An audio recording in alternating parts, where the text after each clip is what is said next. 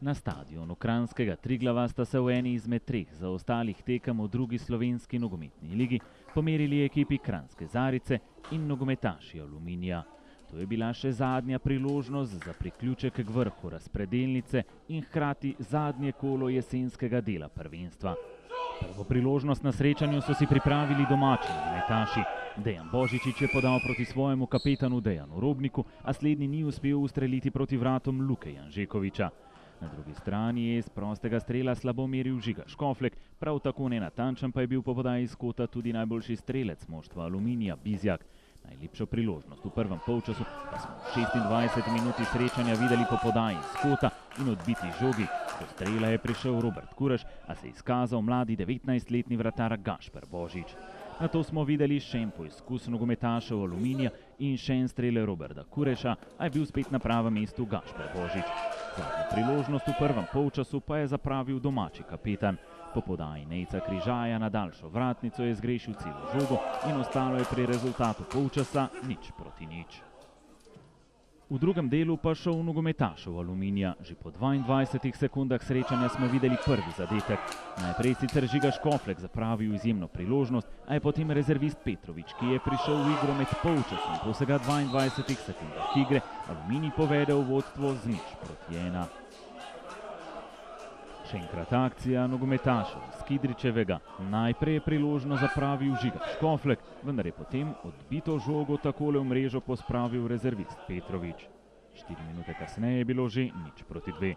Hitra akcija, Žiga Škoflek je oddal žogo na desno stran, sledila je podaja pred vrata in zadetek najboljšega strelca Aluminija Bizjaka, ki je dosegel svoj že 6. zadetek v letošnji sezoni. Po vsega 4 minutah nadaljevanja so z 2 zadetkoma nogometaši Aluminija bolj ali manj odločili vprašanje zmagovalca. A varovanci Simona Sešljarja se niso zadovoljili zgolj z 2 zadetkoma v mreži Kranjske Zarice. Spet so potrebovali zgolj dobrih 5 minut. V 57 minuti srečanja se je sam pred mladim vratarjem Gašperjem Božičem znašel Robert Kuraš in zadel že 3. zadetek Aluminija. Še enkrat je takole obramba Kranjske Zarice osamljenega postela nemočnega 19-letnega vratarja Gašperja Božiča, ki je v prvem polčasu sicer obranil poizkus Kureža, a je bil slednji v 57 minuti srečanja tudi s pomočjo prečke uspešnejši. Nato je sledila priložnost in kombinacija nogometašev Kranjske Zarice. Kotnik je ustrelil z roba kazenskega prostora, spet je poskušal Robnik, nato pa še strel Bleždeje, a ostalo je pri rezultatu 0:3.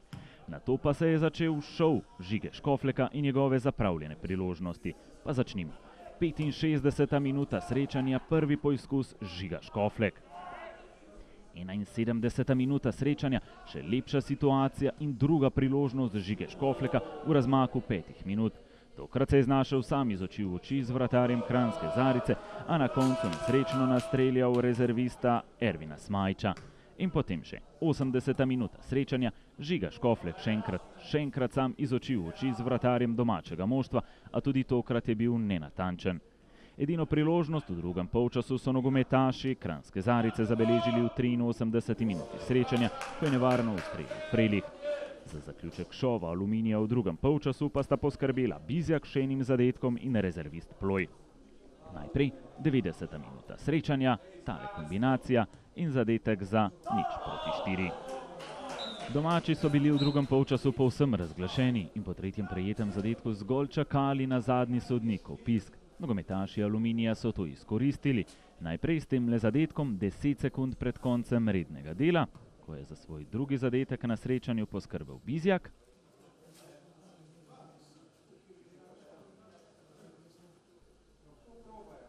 In nato še minuto in 25 sekund kasneje, ko je v 92. minuti srečanja rezervist Alen Ploj postavil končni rezultat tekme Zarica Kranj Aluminij 0:5.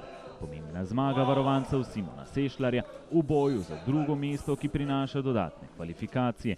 O porazu nogometašev Radomelj pa se nogometaši iz Skidričevega morda spuščajo tudi v boj za prvo mesto. A vse skupaj bomo morali počakati na nadaljevanje spomladanskega dela prvenstva, ko se bodo s tekmami sredi marca nadaljevale tekme v drugi slovenski nogometni ligi. V Kranju pa Zarica Kranj Aluminij 0:5.